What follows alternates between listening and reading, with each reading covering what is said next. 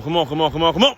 Aswand, Cruickshank, your one and only Move Swiftly speaker, checking in for a daily Move Swiftly thought, giving you a perspective on teamwork you will not get anywhere else. You like that? Recording this after the Friday morning, after a Thursday night thriller in the NFL between the Atlanta Falcons and the Tampa Bay Buccaneers. Atlanta Falcons victorious in a walk-off run in overtime. Just an unbelievable football game, an unbelievable ending. And, as a diehard Redskins fan, Commanders fan, every time you see Kirk Cousins doing something well, regardless of the franchise, you go back to when he took us to the playoffs a couple years ago. It was an 8-8 record. However, we did happen to make the playoffs in a really shitty NFC East, but he came back against the Tampa Bay. Ironically, it was against the Tampa Bay Buccaneers where he came up with that. You like that? And it's coincidental that he came back last night against the same team. And here you go again. It must be something about them Buccaneers, man. So as far as today's Move Swiftly thought, got to give a shout out to one of my virtual mentors, somebody I consider a mentor from a distance, nobody that someone that I haven't actually had the opportunity of meeting in person, but it was great to see Raheem Morris get that win. To the energy, even though he almost did give it up at the end because he got so excited that he forgot to get the field goal unit out, and they ended up giving up a delayed game, which pushed the field goal back a little bit at the end.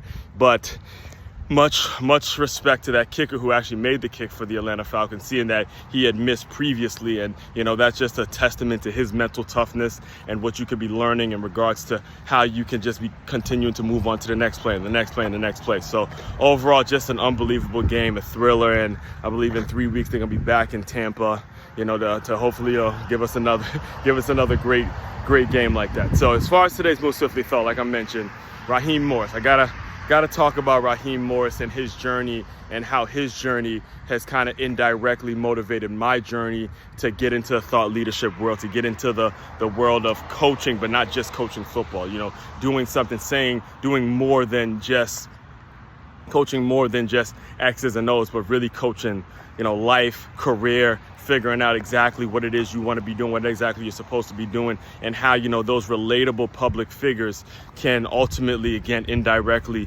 move you to places that you never thought you could. So I graduated from Stony Brook University in 2010.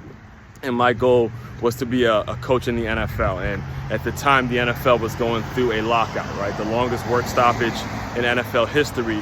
However, once the ball got rolling and everything got straight with the business side of it, I started looking at coaches who I can potentially intern with, who I can get the foot in the door with, all that kind of stuff. And it just so happened that Raheem Morris had just been hired at 33 years old to be the head coach for the Tampa Bay Buccaneers. And seeing that he's a black coach, not only was he a black coach, he was also a young black coach who, could relate to a lot of the places that I come from. He played at Hofstra University, which was the rival of Stony Brook University. I kept up with all of his press conferences. I'd watch all the Tampa Bay Buccaneers games and all that kind of stuff. Now, that year, they got absolutely manhandled. I mean, bitch slapped. They weren't even competitive in the last 7 games. It was a damn embarrassment. So they had no choice. The Glazers had no choice but to let him go. It just had to happen, And immediately after that year, he became the defensive back coach for my hometown team, the Washington Redskins at the time,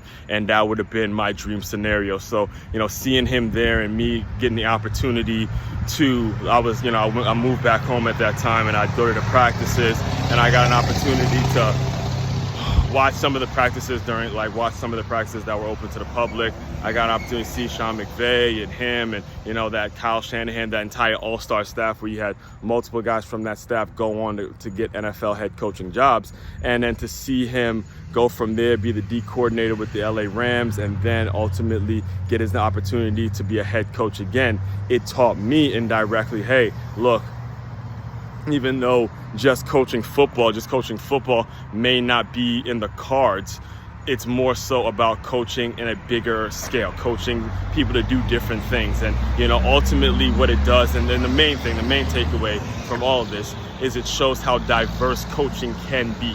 All right, how diverse you can be and how much of a variety you can have when it comes to coaching, and not just try to fit into a box of your comfort zone. Because again, if it's myself, football, comfortable, I know it, I know the game, I know the X's and O's, I know certain things are going to win games and all that. Now, at the time, I was a college scout for all sports, so I had to see and recognize and build relationships with people that weren't just in the football world. And as I was growing and I was using and I was around that, I realized, hey, somebody like Raheem Morris is opening doors for another young black kid like me who, hey, may want to coach, but hey, they may find out through that journey just doing it from a football lens is not in the cards, but doing it in a bigger scale is bigger. And then we can continue to create, continue to collaborate, continue to take the platform I built and the platform he's built and the platform other creators and influencers have built, entrepreneurs have built, and we can collide and start to create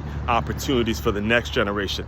That's the power of virtual mentorship. That's the power of really being, and that's what you have the opportunity to do now. You have the opportunity to look at people that are doing something that you would love to be doing or that you think you admire and stuff like that, and you can grab certain things from them, take the high notes, and start to apply them into your own life. That's something that's within your control. So continue to do that, figure out ways in which you can do that and incorporate little things into your business, and eventually you would have built up the platform and built up the framework and built up the mindset to really accomplish whatever it is you fucking feel like doing. All right. So all that being said, main website to check out to dive deeper into all my work, it's makeyourmove.com. That's MakeYamove.com. It's a one-stop shop for all your teamwork and your self-development needs. Aswand, Cruickshank, your one and only Move Swiftly speaker, checking out. You guys continue to move swiftly. We will talk more soon.